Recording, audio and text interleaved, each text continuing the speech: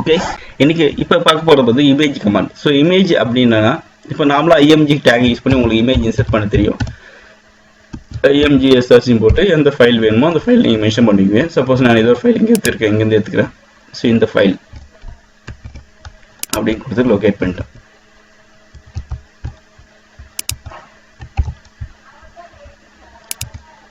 இந்த டேக் உங்களுக்கு தெரியும் ஆல்ரெடி. ஸோ ஒரு இமேஜை இன்சர்ட் பண்ணிட்டேன். இதுக்கான அவுட்புட் உங்களுக்கு போய் பார்த்தீங்கன்னா ஒரு இமேஜ் வந்து நமக்கு அவுட்புட்டில் இருக்கும். ஓகேவா? ஸோ என்ன சைஸ் என்ன வரல அப்படின்னா நீங்கள் போயிட்டு SRC okay, so SRC image கொடுத்துட்டு நான் பேக்ரவுண்ட் கொடுத்துட்டேன். இப்போ போய்ட்டு நான் அதை ரிவ்யூ பார்க்கணுன்னா இங்கே ஒரு இமேஜில் எனக்கு தெரியும். ஸோ இதனோட வித் அண்ட் ஹைட் நான் கண்ட்ரோல் பண்ணல. ஆக்சுவலாக இது என்ன சைஸ் இருக்குதோ அது ஆட்டோமேட்டிக்காக வந்துடுது. ஸோ அந்த இமேஜ் ஃபுல்லாகவே எனக்கு வந்துடுச்சு. ஓகேவா? பர்டிகுலராக இந்த இமேஜோட வித் வந்து எனக்கு இவ்வளோ தான் வேணும் அப்படின்னா நான் போயிட்டு வித் அப்படி கொடுத்து சம்திங் ஒரு 200, ஹைட்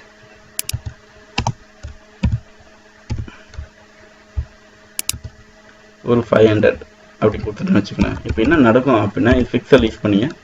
ஸோ உங்களுக்கு தெரியுங்க வேல்யூ கொடுக்குறேன். பிக்சல் தான் கொடுக்கணும், நம்ம பிக்சல் தான் எடுத்துக்கும். ஸோ பிக்சல் கொடுக்குறேன்.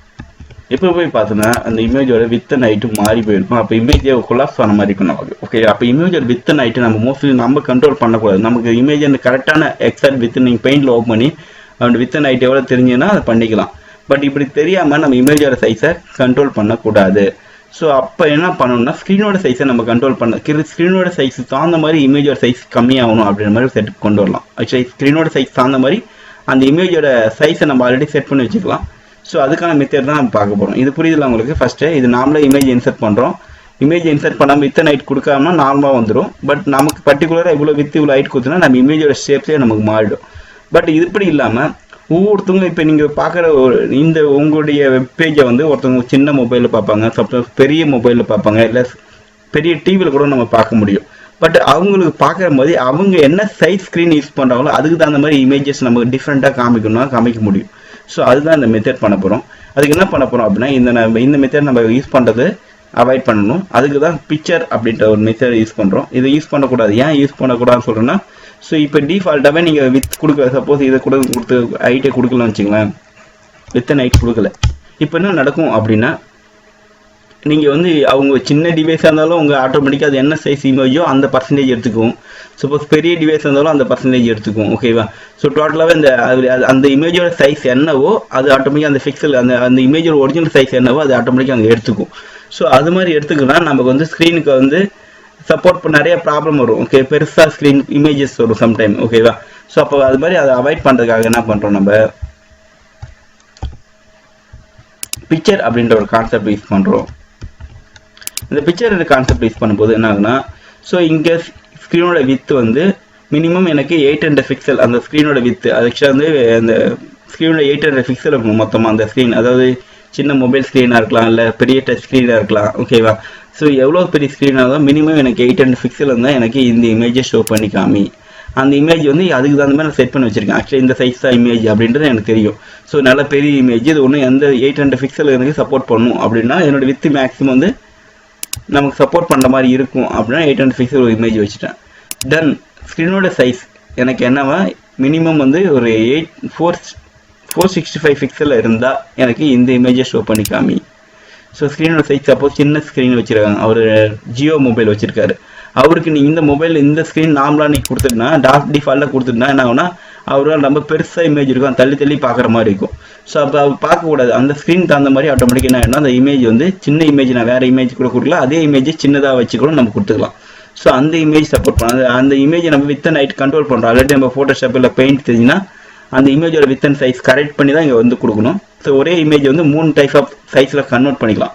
சப்போஸ் பெரிய சைஸ் சின்ன சைஸ் அப்படின்னா நீங்கள் சப்போஸ் நீங்கள் சைஸ் மாற்ற தெரியல கூட நீங்கள் நார்மலாகவே நீங்கள் பிக்சர் சைஸ் மாற்றத்துக்கு வந்து விண்டோஸ் பிக்சர் மேனேஜர்னு இருக்குது, அதில் போய்ட்டு கூட பண்ணிக்கலாம்.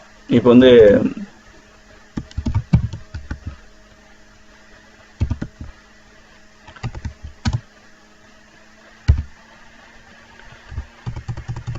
நார்மலாக நீங்கள் ஃபோட்டோஸ் எதாவது ஓப்பன் பண்ணுறீங்க அப்படின்னா ஜஸ்ட்டு ஓப்பன் பண்ணி காமிக்கிறேன். அது நீங்கள் நார்மலாக அதே மாதிரி சைஸ் மாற்றி யூஸ் பண்ணிக்கலாம். எப்படின்னா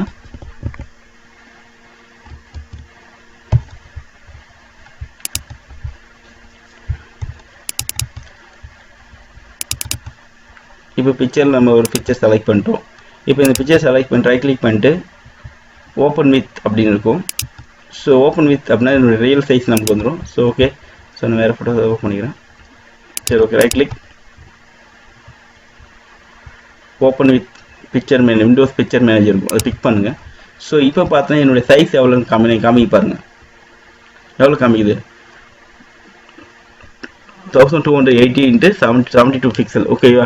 ஸோ இதை வந்து நீங்கள் ஒரு மொபைல் இந்த இமேஜை நீங்கள் மொபைலில் போய் காமிக்கும் போது ரொம்ப பெருசாக தெரியும்.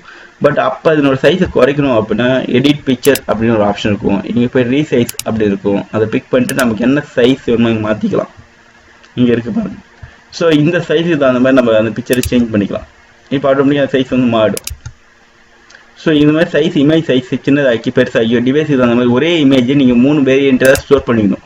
ஸோ பெருசாக ஒன்று ஸ்டோர் பண்ணீங்க, அதை விட சின்னதாக ஸ்டோர் பண்ணீங்க, அதோட சின்னதாக மல்டிபிள் சைஸ் இங்கே இருக்குது பாருங்கள். இதே மாதிரி கூட நீங்கள் 4 டைப் 5 டைப் இருக்குல்ல, 6 டைப் இருக்குது. ஸோ அந்த 6 டைப்பை நீங்கள் செலக்ட் பண்ணி ஸ்டோர் பண்ணி வச்சுக்கலாம். ஒரே இமேஜை இந்த சைஸில் வச்சு ஸ்டோர் பண்ணிக்கிறது இமேஜ் 1 லார்ஜ் 1.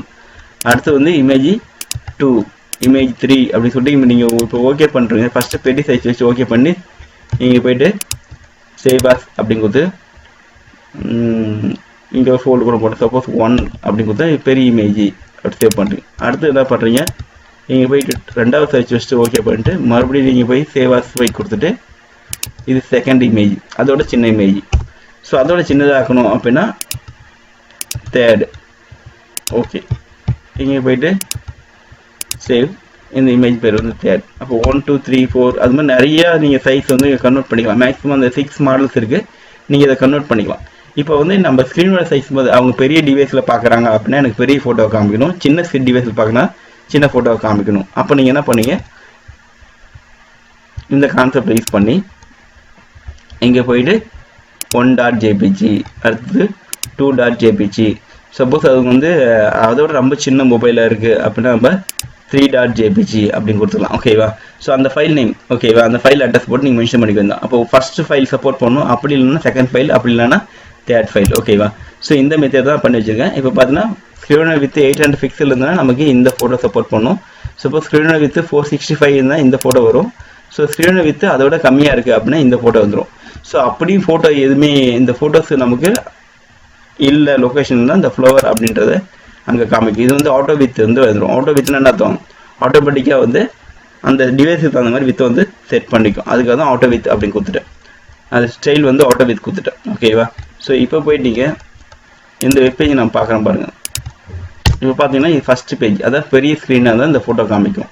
ஸோ அதே நம்ம ஸ்க்ரீனை கொஞ்சம் சின்னதாக்குறோம், அப்போ ஆட்டோமேட்டிக்காக என்ன ஆகுனா ஸோ செகண்ட் ஃபோட்டோ அதை விட ஸ்க்ரீனை சின்னதாக்குறோம், அப்போ தேர்ட் இமேஜ். ஓகே, அந்த இமேஜோட வித் அண்ட் ஹைட்டை வந்து நம்ம வந்து குறைக்கவே இல்லை.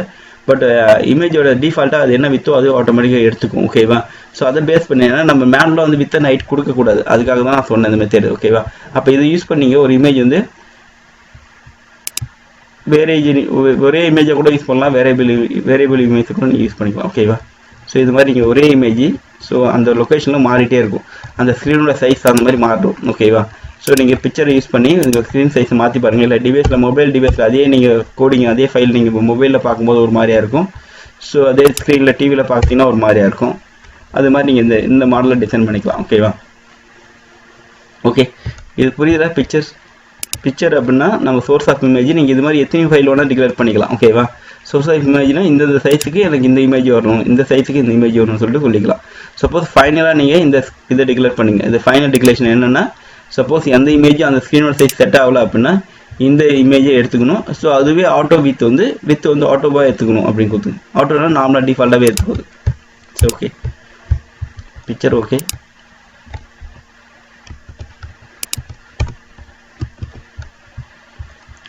அது ஸ்ட்ரைக் அவுட்னா தெரியும் உங்களுக்கு. ஸோ இப்போ வந்து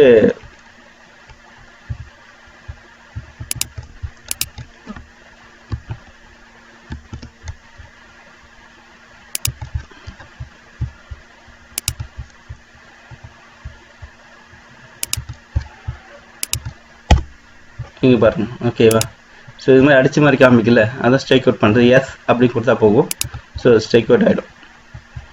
எஸ் அப்படின்ற டேக் யூஸ் பண்ணிக்கலாம் புதுசாக இப்போ. ஓகேவா? எஸ் அப்படின்னு டேக் யூஸ் பண்ணி நம்ம என்ன பண்ணிக்கோ ஸ்ட்ரைக் அவுட் பண்ணிக்கோ, அவ்வளோதான் அது. ஸோ அடுத்தது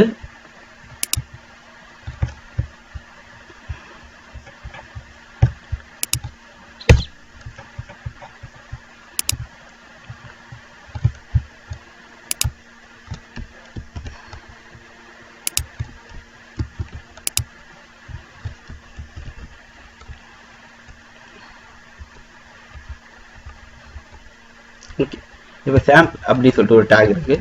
ஸோ இதுக்காக யூஸ் பண்ணுற அந்த கண்டென்ட் வந்து பார்த்தீங்கன்னா உங்களுக்கு இந்த கம்ப்யூட்டரில் காட்டுற மாதிரி காமிக்கும். ஸோ நார்மல் கண்டென்ட் இருக்காமல் அந்த கண்டென்ட் பார்த்தீங்கன்னா உங்களுக்கு ஒரு மாதிரி கம்ப்யூட்டர் லைன் மாதிரி இருக்கும். இது பாருங்க, ஓகேவா.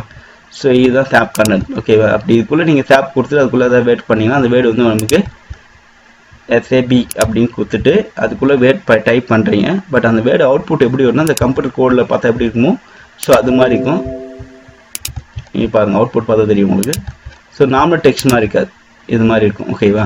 ஸோ அதுக்காக தான் இது. ஸோ நான் மோஸ்ட்லி யூஸ் பண்ண போனால் சப்போஸ் தேவைன்னா அதை கொடுத்துக்கலாம். ஸோ அடுத்த டேக் பார்த்தீங்கன்னா சாப் டேக் தெரியுதா, சாம்ப். ஓகே, அடுத்தது செக்ஷன் அப்படின்னு சொல்லிட்டு டேக் இருக்குது. இப்போ செக்ஷன் அப்படின்னா நமக்கு ஏதோ ஒரு பார்ட் வந்து ஒரு செக்ஷனாக கொடுக்குறோம் அப்படின்னா அது செக்ஷன் பண்ணிக்கலாம். ஸோ ஓகே, இங்கே பார்த்தீங்கன்னா செக்ஷன் கொடுத்துட்டு இது க்ளோஸ் பண்ணிட்டேன். ஸோ இது மட்டும் தான் யூஸ் பண்ணுறேன். இப்போ செக்ஷன் டேக் எப்படி யூஸ் ஆக பாருங்க. இதுக்குள்ளே செக்ஷன் கொடுத்து இந்த டேட்டா இருக்கும், அவ்வளோதான், வேறு எதுவும் இல்லை. இது ஒரு செக்ஷனாக பிரிச்சுக்கிறோம், அவ்வளோதான், வேறு எதுவும் இல்லை, யூஸ் இல்லை. செக்ஷன் கொடுத்தது இது மாதிரி எலிமெண்ட் வரும். அடுத்தது பார்த்தீங்கன்னா உங்களுக்கு பிக் ஸ்மால் ஆல்ரெடி நடத்திட்டேன்னு நினைக்கிறேன். ஸோ பிக் அப்படின்னா என்ன ஆகும்,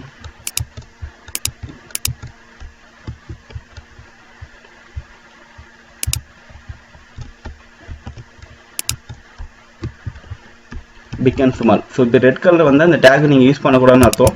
இது சிஎஸ்க்குள்ளே பண்ணிடலாம், ஓகேவா. பிக் அப்படின்னு கொடுத்தா அந்த வேர்டோட சைஸ் வந்து ஆட்டோமேட்டிக்காக கொஞ்சம் பெருசாக இருக்கும். ஸ்மால் அப்படின்னு கொடுத்தா சின்னதாகும். சப்போஸ் நீங்கள் பிக் கொடுத்தோன்னா லெட்டரோட சைஸ் வந்து பெருசாகிட்டே இருக்கும். சப்போஸ் நீங்கள் ப்ரிவியூ பாருங்கள், ப்ரிவியூ பார்த்துட்டு நீங்கள் அவுட்புட் தெரியும். நீங்கள் பாருங்கள், இந்த வேர்டு ஸ்மாலாக இருக்குது, இந்த வேர்டு ரெண்டுமே நார்மல் டெக்ஸ்ட் தான் சொல்லியிருக்கோம். அதில் வந்து ஸ்டைல்னால் எதுவும் மென்ஷன் பண்ணல. ஆனால் பிக் அண்ட் ஸ்மால் அப்படின்னு கொடுத்துருக்கோம். பட் சப்போஸ் நான் வந்து பிக் அப்படின்னு சொல்லிட்டு இந்த 2 பிக் கொடுக்குன்னா ஸோ 3 பிக் கொடுக்கணும்னு வச்சுக்கலாம். ஸோ ஆட்டோமேட்டிக்காக இது இன்னும் கொஞ்சம் பிக்ஸ் ஆகிட்டே இருக்கும். அதே ஸ்மால் யூஸ் பண்ணும்போது சின்னதாக ஆகிட்டே இருக்கும். நீங்கள் போய் நான் சேவ் பண்ணிவிட்டு க்ளோஸ் பண்ணல, ஒன்றும் ப்ராப்ளம் இல்லை. ஸோ இங்கே போய் பார்த்தீங்கன்னா ஆட்டோமேட்டிக்காக அந்த டெக்ஸ்டோட சைஸ் வந்து கொஞ்சம் பிக் ஆகிருக்கும்.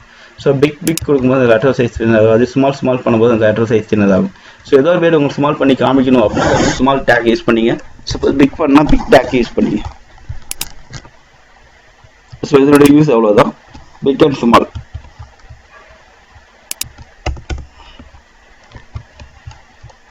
அடுத்து ஸ்வாம்.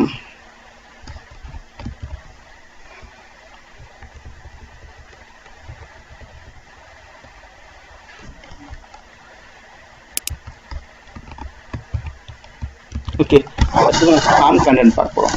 இப்போ இதுவாக கண்டென்ட் வந்து நமக்கு அந்த பர்டிகுலர் கண்டென்ட்டுக்கு வந்து நம்ம கலர் கொடுக்கணும் அப்படின்னா நீங்கள் என்ன பண்ணணும் அப்படின்னா ஜஸ்ட் அது ஃபார்ம் பண்ணிவிட்டுங்க. இதுமாதிரி ஃபார்ம் கொடுத்துருங்க, ஓகேவா.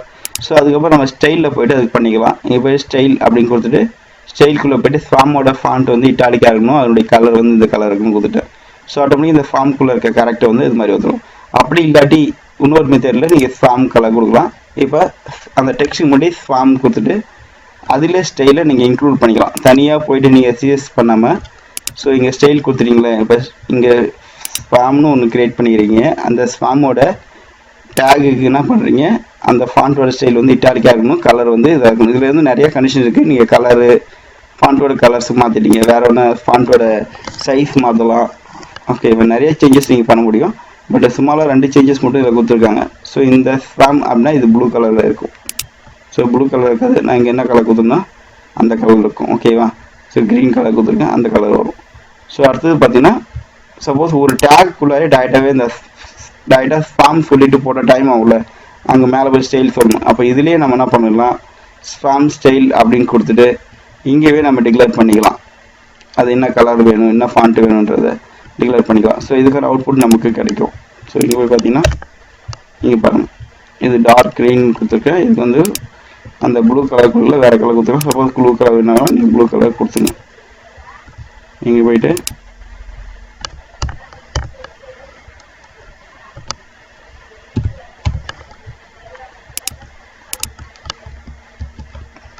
சப்போஸ் ஃபாண்ட் சைஸை மாற்றணும் அப்படின்னா கூட ஃபாண்ட் சைஸ் லார்ஜா ஸ்மாலா இல்லை வந்து 10 பிக்சலா அது போய் பார்த்துக்கலாம்.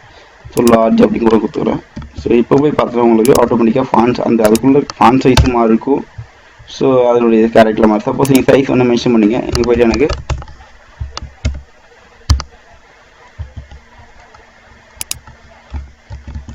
அந்த ஃபார்முக்குள்ளே இருக்க லெட்டரோட சைஸை நம்ம சேஞ்ச் பண்ணியிருக்கோம். ஓகேவா, தெரியுதா?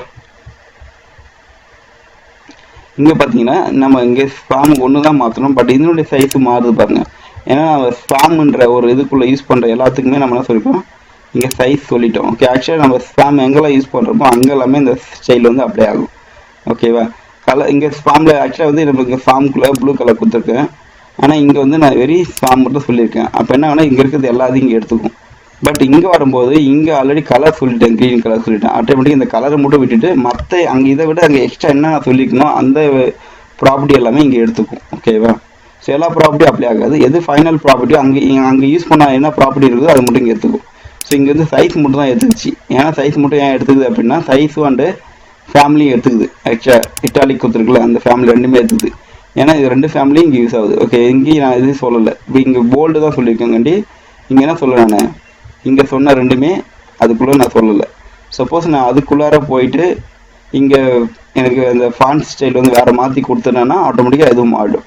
இந்த கான்செப்ட் புரியுதா? இந்த ஃபார்முக்குள்ளார நான் 2 3 கொடுத்துருக்கேன். இந்த 3ம் இதுக்கு ஒர்க் ஆகும், இந்த ப்ளூக்கு ஒர்க் ஆகும். ஆனால் இதுக்கு அதில் 3ல் கலர் மட்டும் ஒர்க் ஆகாது, மற்ற எல்லாம் ஒர்க் ஆகும். ஏன்னா கலர் வந்து இங்கே நான் சொல்லிட்டேன், இங்கே சொல்லலைன்னா அங்கே இருக்கிற கலரை எடுத்துக்கும். ஓகேவா, ஸோ இதான் என்னோடய கான்செப்ட்டு.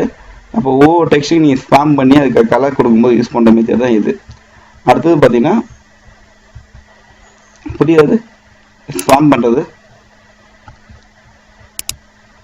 ஓகேவா, ஓகே. அடுத்தது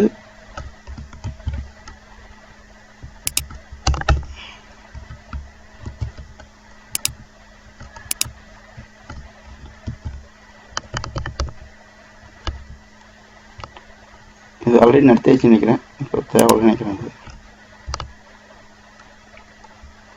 சரி, ஓகே, மறுபடியும் சொல்லிடுறேன்.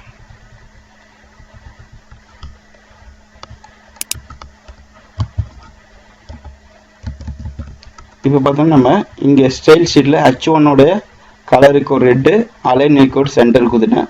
அடுத்து பேராகிராஃபோட கலர் வந்து ப்ளூ கலர் கொடுத்துட்டேன். அந்த ஸ்டைலில் நான் க்ளோஸ் பண்ணிட்டேன். இப்போ பார்த்தீங்கன்னா இங்கே H1 தான் சொல்லியிருக்கேன், என்னுடைய கலர் நான் எதுவும் சொல்லலை, ஸ்டைல் எதுவும் சொல்லலை. ஆனால் பேராகிராஃப் தான் சொல்லியிருக்கேன், அதுக்கும் எதுவும் சொல்லலை. ஆட்டோமேட்டிக்காகவே என்னன்னா இந்த ஸ்டைல் வந்து ஆட்டோமேட்டிக் இங்கே அப்ளை ஆகி நமக்கு அவுட் வரும். ஓகேவா, ஹெட்டிங் வந்திருக்கு. ஆனால் சென்டர் சொல்லியிருக்கேன், ஆனால் சென்டர் ஏன் வரல? ஸோ H1 அலைன்மெண்ட் வந்து சென்டரில் வரணும்னு சொல்லியிருக்கேன், பட் இங்கே சென்டராக வரல. ஸோ என்னன்னா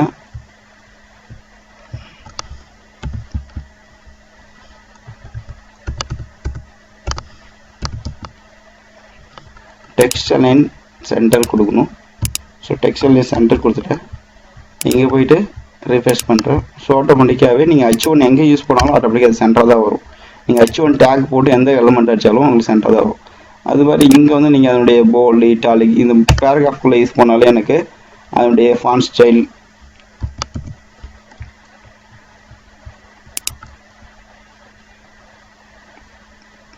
இட்டாலிக், ஸோ இது மாதிரி நீங்கள் நிறைய மென்ஷன் பண்ணிக்க முடியும். அதனுடைய ஃபாண்ட்டோட ஹைஸு, சைஸ் எல்லாமே. அப்போ பேராகிராஃப்னாலே இந்த சைஸ் இந்த சைடில் ஆட்டோமேட்டிக்காக வந்துடும். ஸோ அதுக்கான மெத்தட் தான் அது. ஓகேவா, இட்டாலிக்கில் வந்துச்சு. ஸோ இங்கே நம்ம இந்த ஸ்டைல் ஷீட் யூஸ் பண்ணி பண்ணுறதுக்காக மெத்தட் ஆல்ரெடி தெரியும். ஸோ ஜஸ்ட் ஒரு ஐடியா தான். இது மிஸ்ஸிங் டேக்கில் இருந்துச்சு, அதனால நடத்திருக்கேன், வேறு ஒன்றும் இல்லை.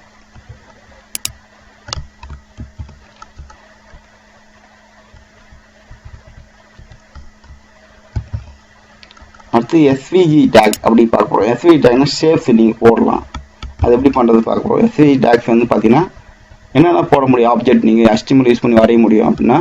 ஸோ HTML யூஸ் பண்ணி நம்மளால் ஒரு ரெக்டாங்குலர் போடலாம், சர்க்கிள் போடலாம், எலிஸ் போடலாம், லைன் போடலாம், பாலிகன் போடலாம், பாத், இது எல்லாமே பண்ண முடியும். ஓகேவா, இதெல்லாம் ஒன்று எப்படி பண்ணுறது, எப்படி வரையுது அப்படின்றத பார்க்க போகிறோம். ஒரு டிராயிங்காக கூட பண்ண முடியும். ஸோ நீங்கள் கிராஃப் யூஸ் பண்ண தெரிஞ்சால் ஈஸியாக நீங்கள் டிராயிங் பண்ண முடியும். ஸோ ஃபஸ்ட்டு எப்படி ஒன்று பண்ணுறது, ஒரு சர்க்கிள், ரெக்டாங்கிள் எல்லாத்தையும் எப்படி போடுறதுன்னு பார்க்கும். ஸோ இதை கமெண்டில் போட்டுறேன். ஸோ என்னென்ன ஆப்ஜெக்ட்லாம் போட முடியுன்றத முன்னாடி ஹெட்டிங் கொடுத்துட்டேன். ஸோ இங்கே பார்த்தீங்கன்னா உங்களுக்கு இப்போ நம்ம அடுத்தது ஃபர்ஸ்ட் ஸ்டெப்பில் வந்து ஒரு சர்க்கிள் போட போகிறோம். சர்க்கிள் போடணும் அப்படின்னா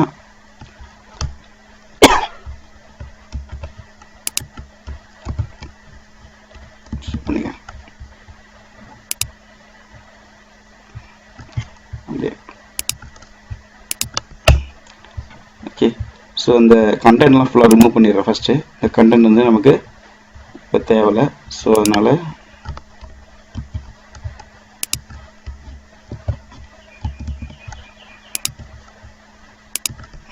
ஓகேவா. இப்போ சர்க்கிள் போட்டிருக்கேன். ஆக்சுவலாக இந்த சர்க்கிளோட ரேடியஸ் எவ்வளோ, டயாமீட்டர் எவ்வளோ தூரம் தள்ளி போட்டிருக்கேன், இது எல்லாமே நம்ம கண்ட்ரோல் பண்ணலாம்.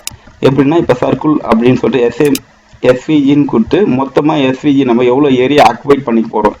எனக்கு வந்து ஒரு 500, ஹைட்டுக்கு ஒரு ஆப்ஜெக்ட் நான் ஒரு ஏரியா எடுத்துக்க போகிறேன் அப்படின்னா 500, ஸோ டோட்டல் ஏரியா எவ்வளோ எடுத்துக்குன்னா எனக்கு 500 எடுத்துக்கும். சப்போஸ் நான் இங்கே கீழே வந்து ஒரு அதுக்கு உங்களுக்கு டேக் காமிக்கிறேன் எப்படி எடுத்துக்கின்றது.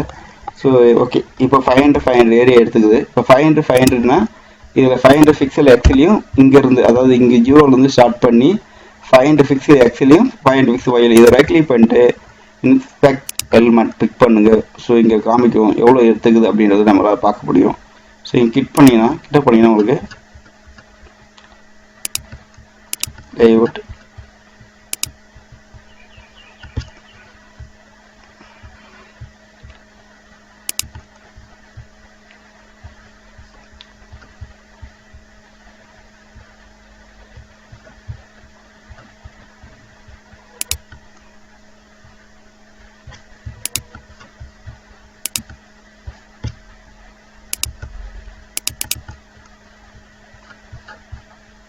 பாருங்கள். இப்படி மூவ் பண்ணுங்கள். ஸ்க்ரீன் மூவ் பண்ணும்போது நம்ம எவ்வளோ எடுத்துக்கு டோட்டலாக எவ்வளோ பிக்சல் இருக்குன்னு பார்த்தீங்கன்னா நமக்கு 1567 500 வித் இருக்குது மொத்தமாக இந்த ஏரியா. பட் இது எவ்வளோ ஆக்குபைட் பண்ணிக்குது அப்படின்னு பார்க்கணும் அப்படின்னா இது கிட்ட போங்க. ஆட்டோமேட்டிக்காக உங்களுக்கு இதோட வித் அண்ட் ஹைட் நமக்கு காமிக்கும். ஆக்சுவலாக 500, இது மொத்தமாக இதனுடைய 500 மொத்த வித்து வந்து 500, ஹைட் வந்து 500 நம்ம மென்ஷன் பண்ணிக்கிறோம்.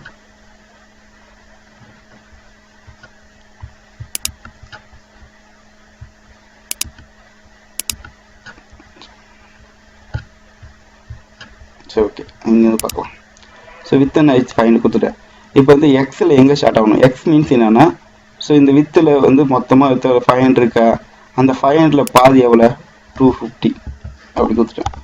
எக்ஸில் 250, ஒயில் 250 அப்படி கொடுத்துட்டேன். ஸோ ரேடியஸ் வந்து 100. இது அப்படியே வச்சிங்க, நான் எதுவும் பண்ண தேவை.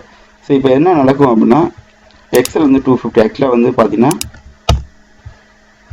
இங்கேருந்து இது வரைக்கும் இந்த சென்டர் வரைக்கும் 250, அது மாதிரி இந்த லெஃப்ட்லேருந்து இந்த சென்டர் வரைக்கும் 250.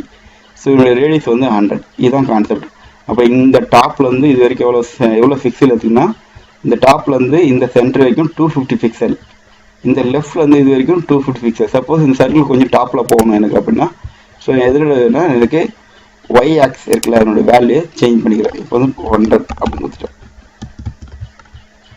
100 கொடுத்துட்டேன். ஸோ இங்கே போயிட்டு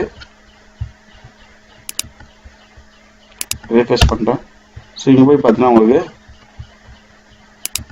மேலேருந்து இந்த டாப்லேருந்து இந்த சென்டர் வரைக்கும் 100, அதனால கொஞ்சம் லைட்டாக கட் ஆகுது.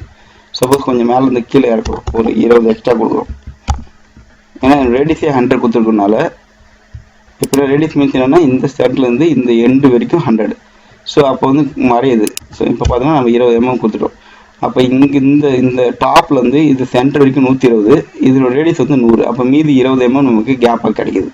ஓகேவா, புரியுது? ஸோ இந்த 20 mm கேப்.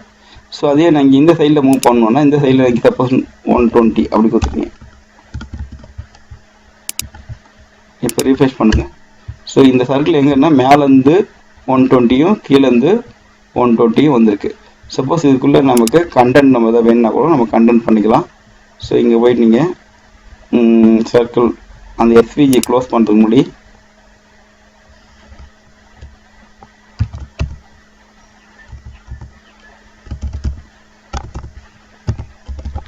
அது தனியாக எஸ்விஜி டேக் தனியாக இருக்குது கண்டென்ட் கொண்டு வரதுக்கு.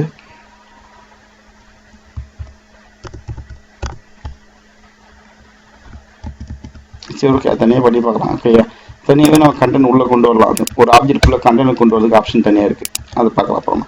ஸோ ஓகே, இப்போதைக்கு ஒரு சர்க்கிள் போடுறதுன்னு எப்படி போகணும்னு தெரியுமா உங்களுக்கு? ஃபஸ்ட்டு என்ன பண்ணுங்க, அந்த சர்க்கிள் வந்து நமக்கு எவ்வளோ ஏரியா வேணும்னு எடுத்துக்கணும். பட் நிறைய ஏரியா எடுத்துக்கூடாது. இப்போ எக்ஸ்ட்ரா ஏரியா எடுத்தோன்னா என்ன ஆகுனா, நீங்கள் அடுத்து கண்டென்ட் எதாவது போடுறீங்க அப்படின்னா அந்த கண்டென்ட் வந்து அதுக்கு கீழே தான் வரும். ஆக்சுவலாக இங்கே பார்த்தீங்கன்னா ஒரு பேராகிராஃப் நான் போடுறேன்.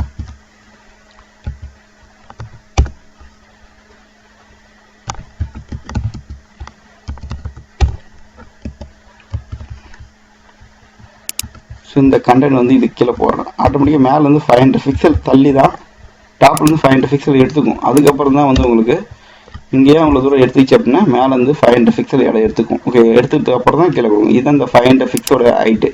சப்போஸ் நான் 500 பிக்ஸ் எடுக்க தேவையில்ல எனக்கு மேலே ஹைட்டில் அப்படின்னா நம்ம என்ன பண்ணுவோம்னா ஹைட் வந்து எனக்கு வந்து மொத்தமாக ஹைட் எவ்வளோ இருக்குது. ஸோ இது வந்து 100 எடிஸ். ரெண்டு சைட்லேயும் நமக்கு வந்து ஒரு 20 mm கேப் கொடுத்தா போதும். அப்போ 140 கொடுத்துங்க. 140 கொடுத்துட்டிங்கன்னா ஸோ ஆட்டோமேட்டிக்காக பார்த்தீங்கன்னா உங்களுக்கு ஹைட் வந்து கம்மியாயிடும். ஓகேவா? ஹைட் ஆக்சுவலாக 140 ரேடியஸ் வந்து தப்பாக கொடுத்துருங்க. ஹைட் 140 வராது, மொத்தமாக 200 ரெண்டு சைடில் 40 காப்பி வரணும். அப்போ 240 வரணும். அதாவது 2 ரேடியஸ் தான் 100. ஸோ ரெண்டு சைடில் டயா வந்து 200 வரும். அப்போ வந்து 200 வரும். ஓகேவா? ஸோ 240 அப்படி கொடுத்தோம்னா மேலே ஒரு 20 கேப்பும் கீழே ஒரு 20 கேப்பும் நமக்கு கிடைக்கிற மாதிரி கொடுத்துட்டோம். ஸோ பார்த்தீங்கன்னா 20 இங்கே வந்து மேலே வந்து 20 இருக்கும், கீழே வந்து இந்த 20 கேப். ஸோ ஓகே, அடுத்து பார்த்தீங்கன்னா அந்த வித்தை நம்ம கிட்ட கண்ட்ரோல் பண்ணிக்கலாம். வித்தும் சேம் இதே தான் வரும். ஏன்னா ரேடியஸ்ன்றதான் ரெண்டு சைடில் ஒரே சைடு வரும். வித்தும் 240 கொடுத்துட்டேன். ஸோ இப்போ போய் பார்க்கும்போது அந்த சர்க்கிளில் கண்டென்ட் பார்த்தீங்கன்னா உங்களுக்கு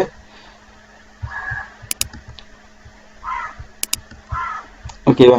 இப்போ இங்கேருந்து உங்களுக்கு 240, ஆக்சுவலி இந்த சைடில் 240, இந்த சைடில். ஸோ கண்டென்ட் கண்டினியூவாக வரல அப்படின்னா பிரேக் இதுக்குள்ளாரே கொடுத்துங்க. கண்டென்ட்டை அந்த எஸ்விஜிக்குள்ளாரே கொடுத்துங்க.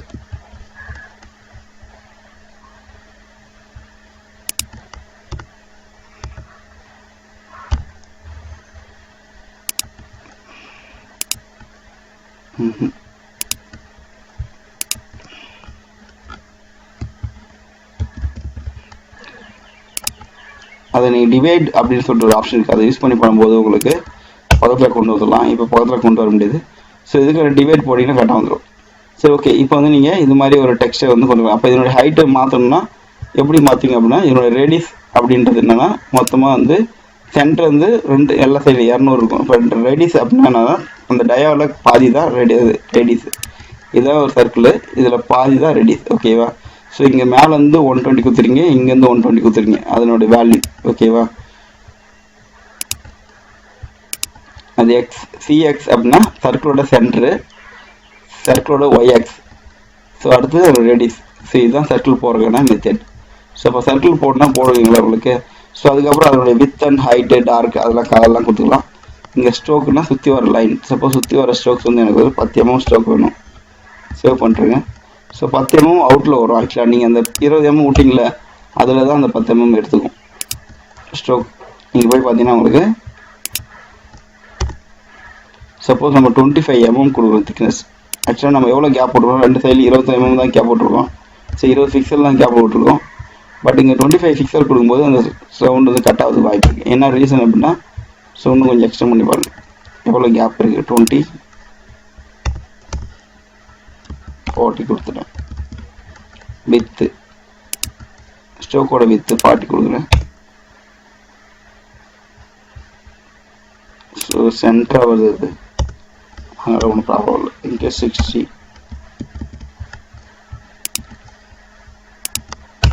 ஓகேவா?